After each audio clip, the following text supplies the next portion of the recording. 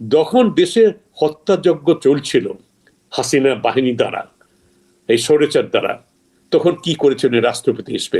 অনেকে তার ক্ষমতা ছিল না, অবশ্যই তার ক্ষমতা ছিল না, উনি পদত্যাগ করতে পারতেন। উনি সেই মুহূর্তে একটা বক্তৃতা দিতে পারতেন, বিবৃতি দিতে পারতেন, এই হত্যাযজ্ঞ বন্ধ করুন, আমি পদত্যাগ করলাম। অথবা ওইটা হতে প্রতিবাদ প্রদান করতে উনি করেননি, উনি হত্যাযজ্ঞ চালিয়ে দিতে সহায়তা করেছেন। প্রেসিডেন্ট শাহাবুদ্দিন চুপ্পু পদত্যাগ করেছেন, তার বিরুদ্ধে নানা ধরনের অভিযোগ উঠেছে প্রেসিডেন্ট থাকাকালীন আগের ঘটনাগুলোর ক্ষেত্রে। বিশেষ করে তিনি ইসলামী ব্যাংকের পরিচালনা পরিষদে যখন দায়িত্ব পালন করেছেন বা দুদকে দায়িত্ব পালন করেছেন। আমি খুব সংক্ষেপেই জানতে চাইছি, কারণ আলোচনাটা দীর্ঘ হচ্ছে, প্রায় 1 ঘন্টার কাছাকাছি আমরা পৌঁছে গেছি। আপনার কাছে জানতে চাচ্ছি যে চুপ্পুর পদত্যাগের পর তার বিরুদ্ধে পূর্বের ঘটনায়, প্রেসিডেন্ট থাকার আগের ঘটনায় বা দায় মুক্তির যে কথা বলা হচ্ছে, সামগ্রিক পরিস্থিতি মিলিয়ে বিচারের যদি উদ্যোগ গ্রহণ করা হয়, কোনো প্রতিবন্ধকতা দেখছেন কি? একেবারেই না। আমি সাংবিধানিক বিশেষজ্ঞ না, আইনজ্ঞ না আমি, তবে যতটুকু আমার সাধারণ জ্ঞানে বলে, তার বিরুদ্ধে যে ইমিউনিটি কথা বলেছে, সেহেতু সে বিচারের ঊর্ধ্বে, সেটা যতদিন তিনি হতে রাষ্ট্রপতি হিসেবে যখন দায়িত্ব পালন করেছেন। কিন্তু উনি রাষ্ট্রপতি থেকে বের হয়ে আসার পর তার পুরো যে স্খলন ঘটেছে, চারিত্রিক বলেন অথবা তার এগুলো চারিত্রিক স্খলন, দুর্নীতিটা আপনার চারিত্রিক স্খলনের মধ্যেই পড়ে। তো সেইগুলো এবং এক কোনের জায়গায় আমি তো বলে দাস্তদ্রোহিতা পরিচয় দিয়েছেন। আচ্ছা, সেইগুলোর বিচার অবশ্যই রাষ্ট্রপতি কেন বললাম, এত শক্ত শব্দ উচ্চারণ করলাম, যখন দেশে হত্যাযজ্ঞ চলছিল হাসিনা বাহিনী দ্বারা, এই স্বৈরাচার দ্বারা, তখন কি করেছেন রাষ্ট্রপতি হিসেবে? অনেকে তার ক্ষমতা ছিল না, অবশ্যই তার ক্ষমতা ছিল না, উনি পদত্যাগ করতে পারতেন। উনি সেই মুহূর্তে একটা বক্তৃতা দিতে পারতেন, বিবৃতি দিতে পারতেন, এই হত্যাযজ্ঞ বন্ধ করুন, আমি পদত্যাগ করলাম। অথবা ওইটা হতে প্রতিবাদ প্রদান করতে উনি করেননি, উনি হত্যাযজ্ঞ চালিয়ে দিতে সহায়তা করেছেন, প্রত্যক্ষ বা পরোক্ষভাবে। এটা একটা তার বাস্তব সবচেয়ে বড় অপরাধ হচ্ছে সেইটা, হত্যাযজ্ঞ নিজের দেশের উপরে, ওটার সাথে তার সংশ্লিষ্টতা আছে। এক, দুর্নীতি কোথায় সর্বজন বিদিত। উনি হতেছে হাসিনা এবং তার সরকারের যে সংশ্লিষ্টতা আছে পদ্মা ব্রিজের উপর, যেটা ওয়ার্ল্ড ব্যাংক আমাদের অর্থায়ন করতে অস্বীকার করলো, সেইটাকে তাদের দায়মুক্তি করলেন এই চুপ্পু, উনি যখন দুর্নীতি দমন বিভাগে ছিলেন, এবং সেইটার পুরস্কার হিসেবে তাকে রাষ্ট্রপতি করা হলো। এবং একটা দেশের রাষ্ট্রপতি যখন বলে তার পদে দিলাম, সুযোগ থেকে বঞ্চিত হলাম, প্রধানমন্ত্রীর কথা, তার চারিত্র কোথায় গিয়ে দাঁড়াচ্ছে?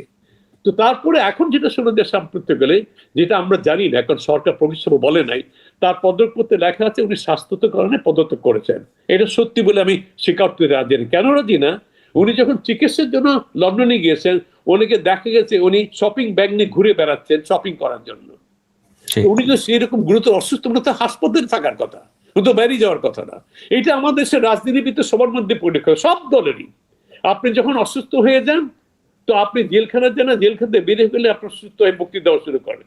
সিঙ্গাপুরে গিয়ে মৃতপ্রায় ছিল আপনার ওবায়দুল কাদের, মৃত্যু সরকারের কাছে ফিরিয়ে আসছে, ওইখান থেকে সুস্থ হওয়ার পরে দৌড়িয়ে দৌড়িয়ে বক্তৃতা দিচ্ছেন। তো এগুলো আমার মনে হয় সত্য ঘটনা না।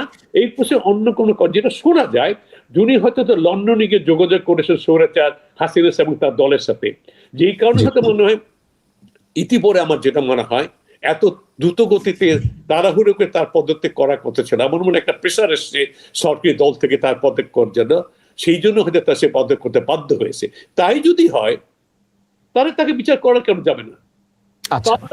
বিচারের জন্য অনেক কিছু রয়ে গেছে তার মধ্যে, এবং সেই যখন রাষ্ট্রপতি পদ থেকে বের হয়ে গেল পদ থেকে, তখন তার বিচার করা আর কোনো সাংবাদিক কোনো এখানে নাই, বাধাবাধকতা নাই।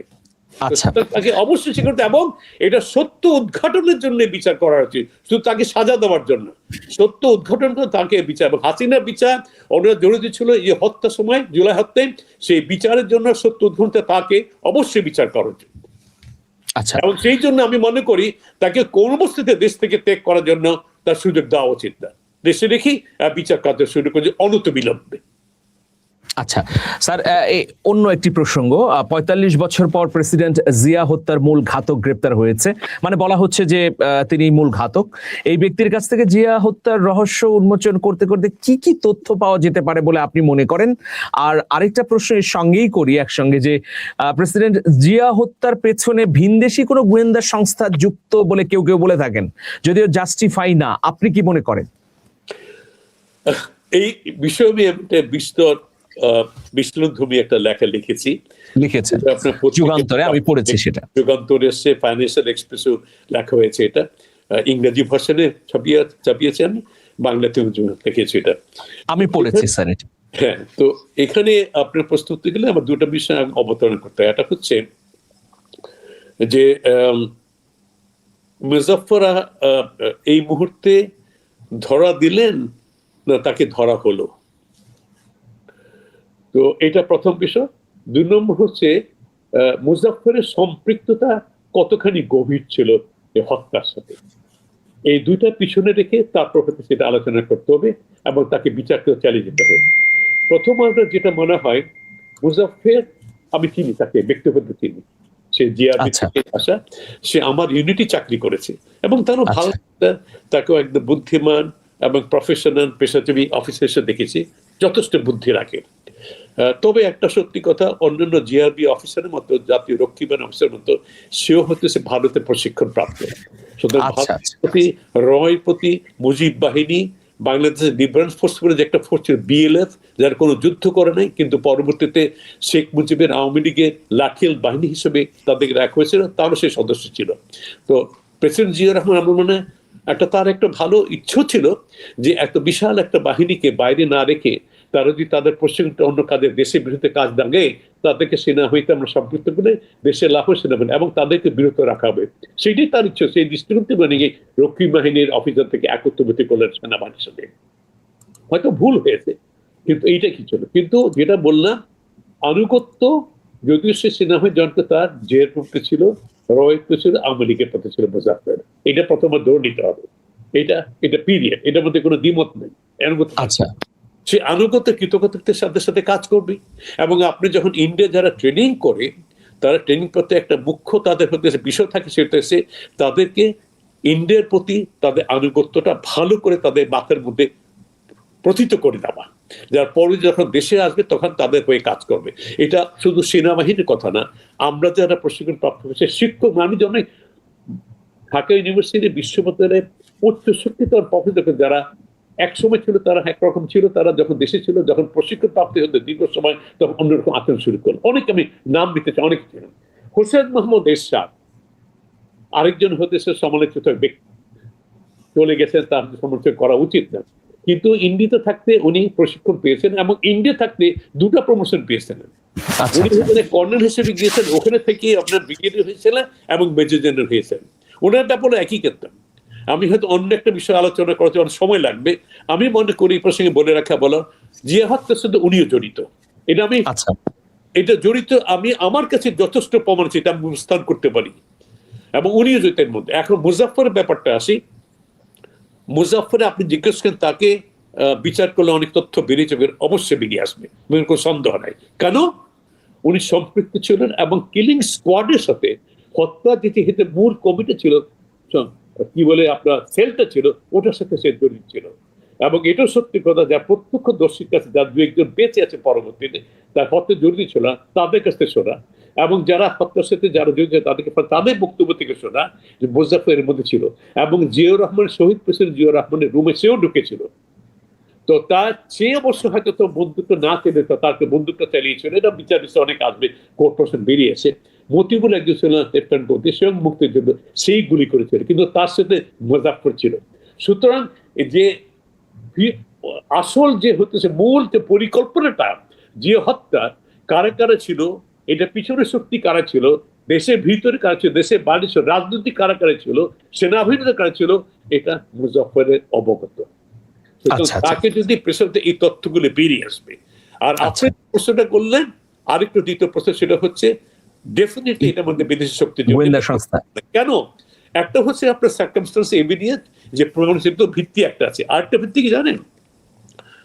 কোন তৃতীয় বিশ্বে কোন নেতা যেহেতু দেশের মঙ্গলের জন্য দাঁড়িয়ে আসে, stands out as a legendary figure, অথবা আপনার পুরা বিশ্বে সে একজন জাতীয় নেতা হিসেবে দাঁড়িয়ে যায় এবং বিশ্বে একজন মুখপাত্র হয়ে যায় তৃতীয় বিশ্বের, তাকে কোনো বৃহৎ রাষ্ট্র তাকে থাকতে দেয় না।